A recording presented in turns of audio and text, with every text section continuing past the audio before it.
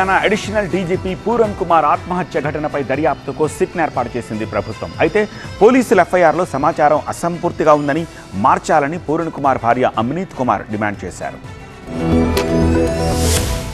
దేశవ్యాప్తంగా సంచలనం రేపిన హర్యానా ఏడీజీపీ పూరన్ కుమార్ సూసైడ్ కేసులో కొత్త ట్విస్ట్ చోటు చేసుకుంది. పూరన్ కుమార్ ఆత్మహత్య ఘటనపై దర్యాప్తుకు సిట్ ఏర్పాటు చేసింది హర్యానా ప్రభుత్వం. 6గురితో సిట్ ఏర్పాటు చేశారు. హర్యానా డీజీపీ అంబాలా ఎస్పీ వేధింపులతోనే తన భర్త ఆత్మహత్యకు పాల్పడ్డారని పూరన్ కుమార్ భార్య అమ్నీత్ కుమార్ ఆరోపించారు. కుల వివక్ష కారణంగా పూరన్ తీవ్ర మానసిక వేదన అనుభవించారన్నారు. సిట్ బృందం చండీగఢ్ లోని పూరన్ కుమార్ నివాసాన్ని పరిశీలించి కుటుంబ సభ్యుల్ని వివరాలు అడిగి తెలుసుకున్నారు. ఈ కేసుకు సంబంధించి నమోదైన ఎఫ్ఐఆర్ లోని సమాచారం అసంపూర్తిగా ఉందంటూ అమ్నీత్ కుమార్ ఆరోపించారు. నిందితులందరి పేర్లు అందులో నమోదు చేయాలని డిమాండ్ చేశారు. కేసుకు సంబంధించి నమోదైన ఎఫ్ఐఆర్ కాపీ తనకు అందిందంటూ ఆమె పోలీసులకు శుక్రవారం ఓ లేఖ రాశారు. ఎఫ్ఐఆర్ లోని సమాచారం పట్ల అసంతృప్తి వ్యక్తం చేస్తూ నిందితులందరి పేర్లు ఇందులో ప్రస్తావించలేదని, వారందరినీ చేర్చాల్సిందే అని డిమాండ్ చేశారు. ఆమె నిందితులపై ఎస్సీ ఎస్టీ చట్టంలోని సరైన సెక్షన్లు నమోదు చేయలేదన్నారు. తన ఫిర్యాదు మేరకు ప్రధాన నిందితులు డీజీపీ శత్రుజిత్ సింగ్ కపూర్ తో పాటు రోహ్తక్ ఎస్పీ నరేంద్ర బిజార్నియాల పేర్లు ప్రస్తావించకపోవడాన్ని ప్రశ్నించారు. ఆమె ఈ ఘటనపై కాంగ్రెస్ బీజేపీ నేతల మధ్య మాటల యుద్ధం ముదిరింది. కాంగ్రెస్ శవ రాజకీయాలు చేస్తోందంటూ బీజేపీ కౌంటర్ ఇచ్చింది.